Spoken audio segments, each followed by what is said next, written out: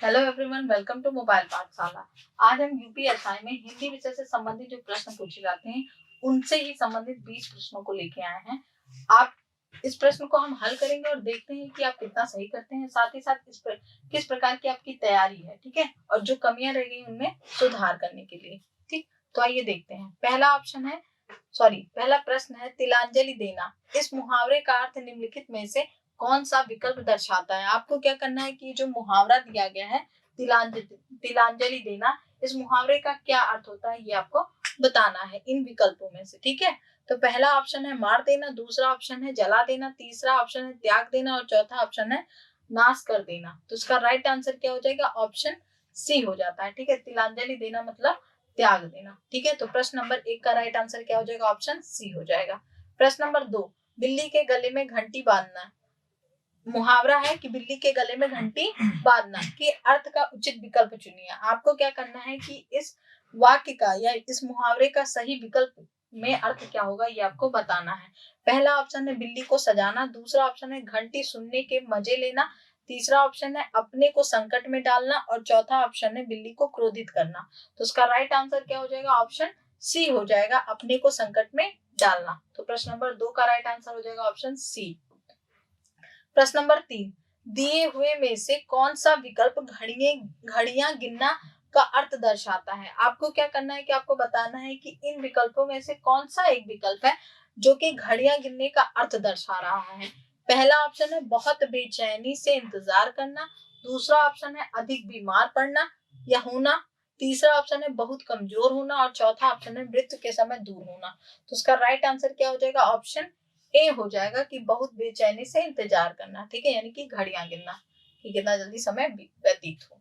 तो प्रश्न नंबर 3 का राइट आंसर हो जाएगा ऑप्शन ए। प्रश्न नंबर 4, उल्टी माला फेरना। दिए हुए विकल्पों में से कौन सा प्रस्तुत मुहावरे का सही अर्थ है? आपको क्या करना है कि उल्टी माला फेरना जो मुहावरा है इसका सही अर्थ क्या होता है ये आपको बताना है। पहला ऑप्शन है गलत काम करना, दूसरा ऑप्शन है ठगना, तीसरा ऑप्शन है व्यंग करना और चौथा ऑप्शन है किसी का बुरा सोचना होगा। ठीक है, किसी का बुरा सोचना। तो इसका राइट आंसर क्या हो जाएगा? ऑप्शन डी हो जाएगा। ठीक है, उल्टी माला फेरने का मतलब किसी का बुरा सोचना। तो प्रश्न नंबर 4 का राइट आंसर हो जाएगा ऑप्शन डी। प्रश्न नंबर 5, करुण रस का स्थायी भाव होगा। आपको क्या करना है कि आपको बताना है कि करुण रस का स्थायी भाव क्या होगा। पहला ऑप्शन है क्रोध, दूसरा ऑप्शन है क्रोध नहीं बल्कि क्रोध होगा। ठीक है, यहाँ क्रोध, दूसरा ऑप्शन है शोक, तीसरा ऑप्शन है उत्साह और चौथा ऑप्शन है विस्मय। तो उसका राइट आंसर क्या हो जाएगा? ऑप्शन बी हो जाएगा। ठीक है, करुण रस का स्थायी भाव क्या होता है? शोक होता है। ठीक है, और रौद्र रस का स्थायी भाव होता है क्रोध, वीर रस का स्थायी भाव क्या होता है? उत्साह और अद्भुत रस का स्थायी भाव क्या होता है? अद्भुत रस का स्थायी भाव होता है विस्मय या आश्चर्य। तो प्रश्न नंबर 5 का राइट आंसर क्या हो जाएगा? ऑप्शन बी हो जाएगा, शोक। प्रश्न नंबर 6, निम्न में से किस रस का स्थायी भाव शोक है? तो ये तो बहुत आसान है। किस रस का? करुण रस का स्थायी भाव क्या होता है? शोक होता है। ठीक है, रौद्र रस का स्थायी भाव अभी जैसा कि हमने आपको बताया कि क्या होता है? क्रोध होता है। ठीक है, वीर रस का उत्साह और भयानक रस का स्थायी भाव भय होता है। ठीक है, तो प्रश्न नंबर 6 का राइट आंसर हो जाएगा ऑप्शन सी। प्रश्न नंबर 7, कुंडलियां छंद में कितने चरण होते हैं? आपको क्या करना है कि आपको बताना है जो कुंडलियां छंद होती हैं उनमें कितने चरण होते हैं। ठीक है, तो पहला ऑप्शन है 10, दूसरा ऑप्शन है 6, तीसरा ऑप्शन है 3 और चौथा ऑप्शन है 4। तो इसका राइट आंसर क्या हो जाएगा? ऑप्शन सी हो जाएगा। ठीक है, 6 चरण होते हैं। कैसे? क्योंकि जो कुंडलियां होती हैं वो दोहा और प्लस रोला से मिलकर बनी होती हैं। ठीक है, दोहा और रोला से। ठीक, तो इस प्रकार से ये कितनी हो जाती है? 6 चरण। दो प्रारंभ में 2 चरण जो होते हैं वो दोहे के होते हैं और अंत के जो 4 चरण होते हैं वो रोला के होते हैं। तो इस प्रकार ये दोनों मिलकर क्या बनाते हैं? कुंडलियां छंद, जो कि विषम मात्रिक छंद होते हैं। कैसे छंद होते हैं? विषम मात्रिक छंद होते हैं। तो प्रश्न नंबर 7 का राइट आंसर हो जाएगा ऑप्शन बी। प्रश्न नंबर 8, शिल्पगत आधार पर दोहे से उल्टा छंद है।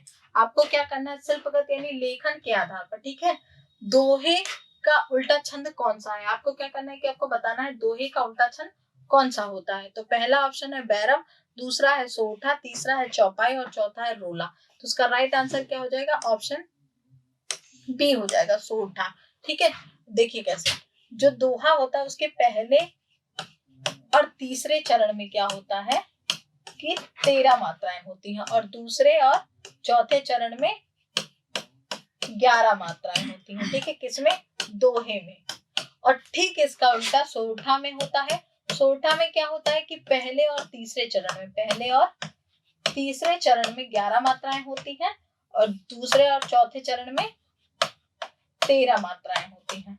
ठीक है, यानी कि इस दोहे का एकदम उल्टा होता है सोरठा में। तो शिल्पगत आधार पर पूछा भी गया है, तो इस प्रकार इसका राइट आंसर क्या हो जाएगा? ऑप्शन बी हो जाएगा, सोरठा। ठीक है, प्रश्न नंबर 9, जहां एक ही वर्ण की बार बार आवृत्ति होती है वह अलंकार है। आपको क्या करना है कि आपको बताना है कि कौन सा एक अलंकार होता है जहां पर क्या हो, एक ही वर्ण की बार बार आवृत्ति हो। पहला ऑप्शन है यमक, दूसरा है अनुप्रास, तीसरा है श्लेष्म और चौथा है उपमा। तो इसका राइट आंसर क्या हो जाएगा? ऑप्शन बी हो जाएगा, अनुप्रास अलंकार, जिनमें क्या होता है एक ही वर्ण की आवृत्ति बार बार होती है। इसकी परिभाषा भी ऐसे ही होती है कि जहां पर एक ही वर्ण एक से अधिक बार आए उन्हें हम क्या कहते हैं? अनुप्रास अलंकार कहते हैं। तो प्रश्न नंबर 9 का राइट आंसर हो जाएगा ऑप्शन बी। प्रश्न नंबर 10, इनमें से कौन सा विकल्प शब्द अलंकार का भेद नहीं है? नहीं है शब्द आया है, तो देखिए जब भी कभी ऐसा हो कि प्रश्न में नहीं शब्द आए तो सबसे पहले उसको अंडरलाइन कर दिया कीजिए। ठीक है, क्योंकि बहुत बार इससे भी हो जाता है कि क्या जो प्रश्न आपको आते हैं वही आपसे गलत हो जाते हैं। ठीक है, तो नहीं पर विशेष ध्यान दीजिए। तो यहाँ क्या पूछा गया है कि कौन सा एक विकल्प है जो कि शब्द अलंकार का उदाहरण नहीं है या शब्द अलंकार का भेद नहीं, उदाहरण नहीं बल्कि भेद नहीं है। पहला ऑप्शन है यमक, दूसरा है श्लेष्म, तीसरा है रूपक और चौथा है अनुप्रास। तो इसका राइट आंसर क्या हो जाएगा? ऑप्शन सी हो जाएगा, रूपक अलंकार, जो कि क्या है? अर्था अलंकार होता है। ठीक है, अर्था अलंकार होता है। इसके अतिरिक्त यमक, श्लेष्म और अनुप्रास ये तीनों ही अलंकार क्या होते हैं? शब्द अलंकार होते हैं। तो प्रश्न नंबर 10 का राइट आंसर क्या हो जाएगा? ऑप्शन सी हो जाएगा, रूपक अलंकार। प्रश्न नंबर 11, काजल की रेख सी कतार है खजूर की। काजल की रेख सी कतार है खजूर की, इस पंक्ति में अर्थालंकार का कौन सा भेद झलकता है? आपको क्या करना है कि आपको बताना है कि ये जो पंक्ति दी गई है इसमें कौन सा अलंकार है। तो देखिए यहाँ क्या कहा गया है कि काजल की रेख सी, यानी कि काजल की रेखा जैसी कतार है खजूर की, मतलब कि जैसे काजल की रेखा होती है उसी प्रकार कतार किसकी लगी है? खजूर की लगी है। ठीक है, यानी यहाँ काजल की तुलना किससे की जा रही है? खजूर से की जा रही है, यानी काजल की रेखा की तुलना खजूर की कतार से की जा रही है। और जहां पर भी एक वस्तु यानी उपमेय की तुलना उपमान से की जाती है तो वह कौन सा अलंकार हो जाता है? उपमा अलंकार हो जाता है। ठीक है, तो प्रश्न नंबर 11 का राइट आंसर हो जाएगा ऑप्शन सी, उपमा अलंकार। साथ ही साथ अगर कोई भी शब्द हो जिसमें सासी से सम सरस ऐसे शब्द आए हो तो ये जो शब्द होते हैं, ठीक है, या ये जो पद होते हैं ये क्या करते हैं कि तुलना के बारे में बताते हैं, यानी कि जो जब तुलना करनी होती है तो ये उसी को बताते हैं कि ये तुलना करवाते हैं। ठीक है, कि जैसे कि काजल की रेखा के जैसी कतार है खजूर की। ठीक है, तो ये क्या कर रहे हैं? तुलना करा रहे हैं। तो ऐसे वाक्य में जब भी ये शब्द आए तो वो कौन सा अलंकार हो जाता है? उपमा अलंकार। तो प्रश्न नंबर 11 का राइट आंसर हो जाएगा ऑप्शन सी। प्रश्न नंबर 12, अखियां हरि दर्शन की भूखी, इस पंक्ति में कौन सा अलंकार है? आपको क्या करना है कि आपको बताना है कि ये जो पंक्ति दी गई है अखियां हरि दर्शन को भूखी, ठीक है, इस पंक्ति में कौन सा अलंकार है ये आपको बताना है। पहला ऑप्शन है उपमा, दूसरा है वृत्तानुप्रास, तीसरा ऑप्शन है वक्रोक्ति और चौथा है मानवीकरण। तो इसका राइट आंसर क्या हो जाएगा? ऑप्शन डी हो जाएगा, मानवीकरण। ठीक है, अखियां हरि दर्शन की भूखी ये कौन सा अलंकार है? तो मानवीकरण अलंकार है। तो प्रश्न नंबर 12 का राइट आंसर हो जाएगा ऑप्शन डी। प्रश्न नंबर 13, भ्रांतिमान अलंकार का उपयुक्त उदाहरण कौन सा है? ठीक है, आपको क्या करना है कि ये जो 4 विकल्प दिए गए हैं, ठीक है, तो इनमें आपको बताना है कि कौन सा एक विकल्प है जो कि भ्रांतिमान अलंकार का उदाहरण है। पहला ऑप्शन है मेरी भाव बाधा हरो राधा नागर सोई। ठीक है, दूसरा है सरफरी सी चंचल घने मृग सी पीन सुएन। तीसरा ऑप्शन है वह टूटे तर की छूटी लता सी दीन। और चौथा ऑप्शन है ओस बिंदु चुग रही हंसनी मोती उनको जानकर। ठीक है, भ्रांतिमान अलंकार में क्या होता है कि जहां पर भ्रम पैदा हो जाए, ठीक है, तो वही क्या कहलाता है, भ्रांतिमान अलंकार। तो इसका राइट आंसर हो जाएगा ऑप्शन डी हो जाएगा। ठीक है, ओस बूंद चुग रही हंसनी मोती उनको जानकर, कि ओस की बूंदों को हंसनी क्या कर रही है, चुग रही है। क्यों? क्योंकि उसे क्या लग रहा है कि यह मोती है। ठीक है, यानी कि ओस की बूंद को वो क्या समझ रही है, मोती समझ रही है। तो यानी उसे हंसनी में क्या हो गया, हंसनी को भ्रम पैदा हो गया है। तो इस प्रकार से ये कौन सा अलंकार हो जाएगा, भ्रांतिमान अलंकार। तो प्रश्न नंबर 13 का राइट आंसर हो जाएगा ऑप्शन डी। प्रश्न नंबर 14, निम्नलिखित कवियों में से गांधी जी ने किस कवि को कवि का सम्मान दिया है। आपको क्या करना है कि आपको बताना है कि कौन से कवि हैं जिन्हें महात्मा गांधी जी ने राष्ट्र कवि का सम्मान दिया है। ठीक है, तो पहला ऑप्शन है महादेवी वर्मा, दूसरा ऑप्शन है जयशंकर प्रसाद, तीसरा ऑप्शन है मैथिली शरण गुप्त और चौथा ऑप्शन है सुमित्रा नंदन पंत। तो इसका राइट आंसर क्या हो जाएगा, मैथिली शरण गुप्त जी को। ठीक है, इन्हें क्या कहा जाता है, राष्ट्र कवि कहा जाता है। ठीक है, राष्ट्र कवि किसे कहा जाता है, तो मैथिली शरण गुप्त जी को कहा जाता है। किसने यह उपाधि दी है, तो वो है गांधी जी। ठीक है, तो बहुत बार ऐसा भी प्रश्न में आ जाता है कि आपसे यही पूछ लिया जाता है कि मैथिली शरण गुप्त जी को राष्ट्र कवि की उपाधि किसने दी है। ठीक है, या राष्ट्र कवि का सम्मान किसने दिया है, तो आपको याद रख रहिएगा कि गांधी जी ने दिया है। किसे दिया है, मैथिली शरण गुप्त जी को। तो प्रश्न नंबर 14 का राइट आंसर हो जाएगा ऑप्शन सी। प्रश्न नंबर 15, अतीत का चलचित्र किसकी रचना है। आपको क्या करना है कि आपको बताना है कि अतीत का चलचित्र जो रचना है वह किसकी रचना है। पहला ऑप्शन है महादेवी वर्मा, दूसरा ऑप्शन है अयोध्या सिंह, तीसरा ऑप्शन है सिया राम शरण गुप्त और चौथा ऑप्शन है सूर्यकांत त्रिपाठी निराला जी। तो इसका राइट आंसर क्या हो जाएगा, ऑप्शन ए हो जाएगा। ठीक है, अतीत का चलचित्र किसकी रचना है, तो महादेवी वर्मा जी की रचना है। ठीक है, और इन्हें आधुनिक युग की मीरा कहा जाता है। क्या कहा जाता है, आधुनिक युग की मीरा। ठीक है, तो प्रश्न नंबर 15 का राइट आंसर हो जाएगा ऑप्शन ए।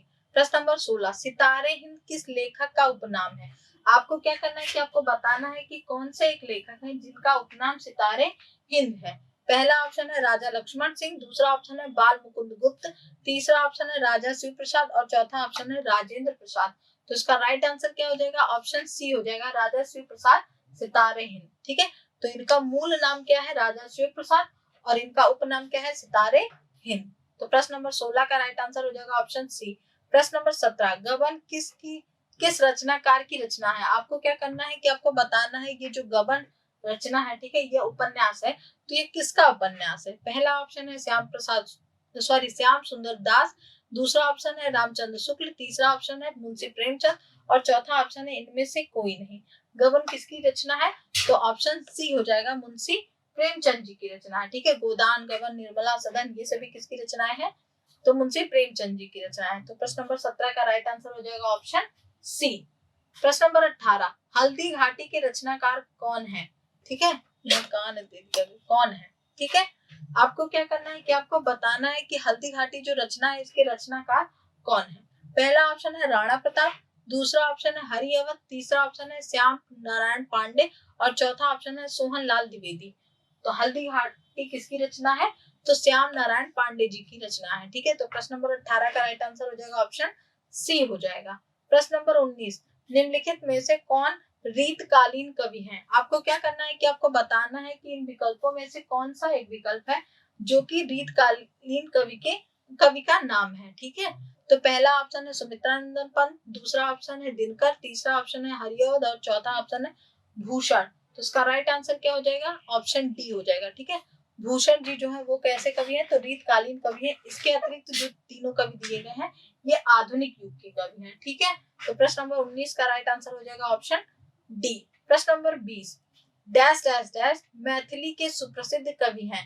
ठीक है, आपको क्या करना है कि आपको बताना है कि इन विकल्पों में से कौन सा एक विकल्प है, यानी कि कौन से ऐसे कवि हैं या लेखक हैं जो कि मैथिली कवि के रूप में सुप्रसिद्ध है, यानी कि बहुत ही प्रसिद्धि मिली है उन्हें किसके रूप में, मैथिली के रूप में। ठीक है, मैथिली कवि के रूप में। तो पहला ऑप्शन है विद्यापति, दूसरा ऑप्शन है रामधारी सिंह दिनकर और तीसरा ऑप्शन है नागार्जुन और चौथा ऑप्शन है भिखारी ठाकुर। तो इसका राइट आंसर क्या हो जाएगा, ऑप्शन ए हो जाएगा। ठीक है, विद्यापति जी को ही मैथिल कोकिल के नाम से भी जाना जाता है और मैथिली भी कहा जाता है। तो प्रश्न नंबर 20 का राइट आंसर हो जाएगा ऑप्शन ए।